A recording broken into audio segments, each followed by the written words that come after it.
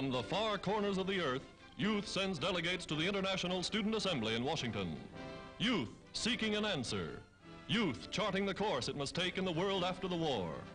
From 56 nations they come, 365 delegates representing all races, all creeds, all colors.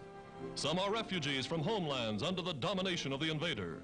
Some have crossed continents and oceans, escaped from political prisons and concentration camps, all seeking their place, their new role in making this a better world in which to live. Young soldiers from Russia, young airmen from the RAF,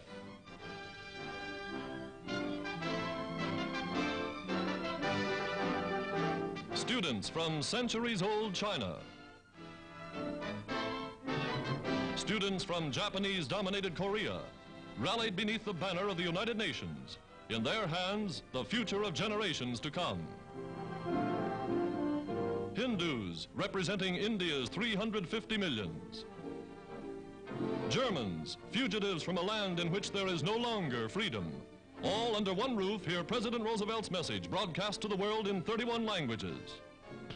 This time we shall know how to make full use of victory. This time the achievements of our fighting forces will not be thrown away by political cynicism and timidity and incompetence.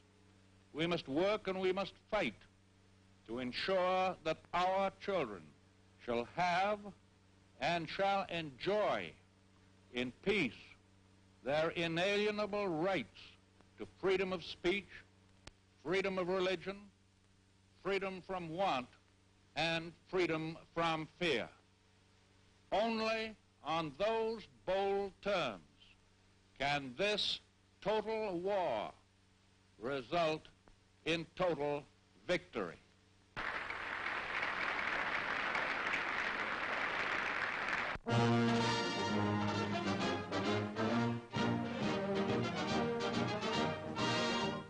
Bigger by 10,000 tons than any United States warship afloat, the huge dreadnought Iowa is ready for launching 7 months ahead of schedule. The nation's First Lady, Mrs. Franklin D. Roosevelt, attends the wartime ceremony.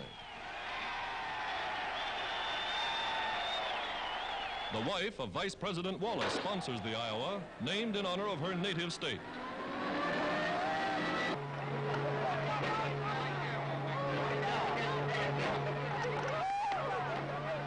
Down the ways, the mighty vessel rides to the sea.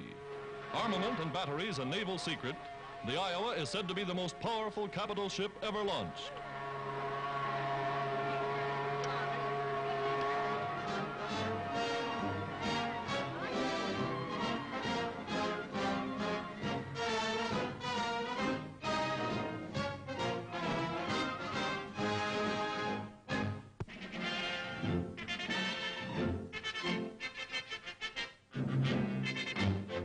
For the first time in United States history, the Army officially inducts dogs for war. Groomed and inspected like regular soldiers, they receive 4 weeks basic training before being assigned to duty. Trained as sentries, messengers, and airplane spotters, they even learn to execute a soldier's close order drill. Obedience is their watchword. Quick to respond, their senses of sight, smell, and hearing are more acute than those of humans. Today, some 25,000 dogs like these are being prepared to serve with the armed forces. Family pets, work dogs, they'll do rescue work, carry packs, attack enemy parachutists.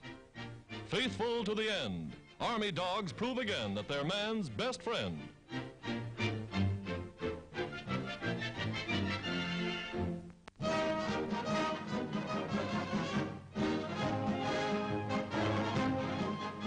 Hero of the U.S. Navy's Motor Torpedo Boat Squadron is Lieutenant Commander Bulkley, here with a pretty sponsor to send more of the tiny warships into service. For there is the type of Hornet that stung the Japs time and again in their battle for the Philippines. A newer model now and twice as deadly. The young commander goes aboard to test the new craft as only he and the few who came back know how. Bulkley at the helm of a roaring little eggshell designed for only one maneuver, strike and speed away. And as the Americans see the young hero officer at his post, well do they remember the thrilling news headlines of yesterday.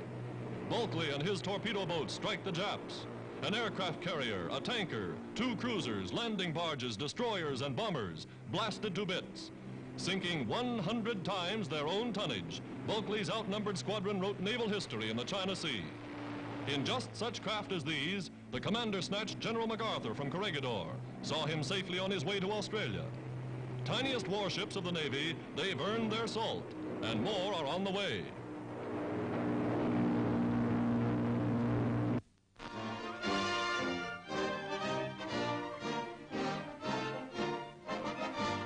Picturesque Trujillo City, capital of the Dominican Republic, one of the first Western allies to join the cause of the United Nations, turns out for the inauguration of the president for whom the city is named. From the ancient Spanish fortress, built more than 400 years ago, comes the car of Rafael Trujillo Molina. General Trujillo, re-elected to again serve his country in the face of world crisis, is the strong man of the Republic.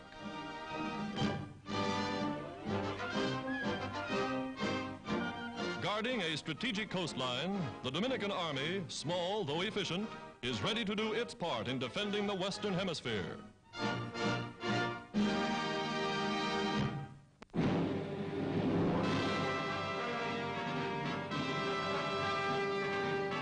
Somewhere in the South Pacific, a powerful task force of United States Marines begins offensive action to retake the strategic Solomon Islands.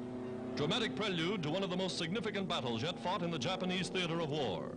Troop ships and their escorts plowing through heavy seas to reach the objective on schedule.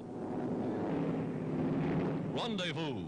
Long-range bombers join carrier-based planes as Marines and equipment go over the side in invasion boats for the first attack.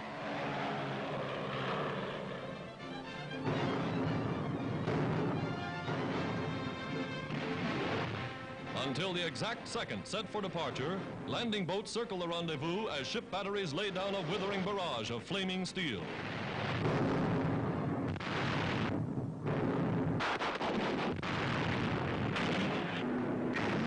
The blinker signals "Stand by."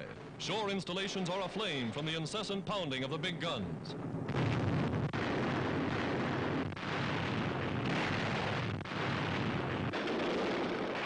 Coming ashore in waves, they swarm across the beaches and immediately begin to dig in.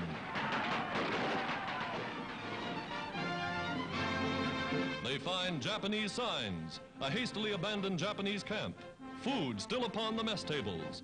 The enemy took to the hills in a hurry. An amphibian patrol bomber is first to land upon the enemy airfield as the United States flag is hoisted above the first territory to be retaken from the Japanese.